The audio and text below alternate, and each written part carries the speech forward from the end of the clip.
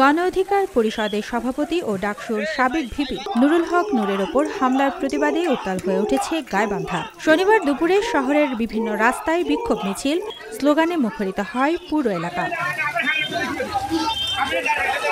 ৩০ August দুপুরে গণ অধিকার পরিষদের জেলা কার্যালয়ের সামনে থেকে বিক্ষোভ মিছিল বের হয়। মিছিলটি শহরের বিভিন্ন সড়ক প্রদক্ষিণ করে পুলিশ সুপারের কার্যালয়ের সামনে সমাবেশে রূপ নেয়। নেতাকর্মীরা স্লোগান দেন, আপা গেছে যে পথে, জাপা যাবে সেই পথে, জেনুর জনতার রুখবে তার সাধ্যকার।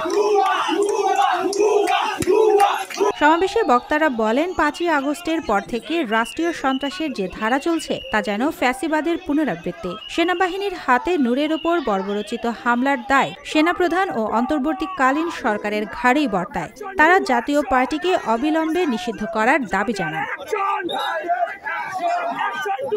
এরপর মিছিলকারীরা জেলা জাতীয় পার্টি কার্যালয়ের সামনে গেলে উত্তেজনা ছড়িয়ে পড়ে। পুলিশের বাধা উপেক্ষা করে তারা সেখানে অবস্থান নেন। বৃষ্টি শুরু হলে কিছু বিক্ষোভকারী কার্যালয়ে প্রবেশ করে শাটার ও সাইনবোর্ড ভাঙচুর করেন, পরে বিজয় উল্লাস করে সরে যান।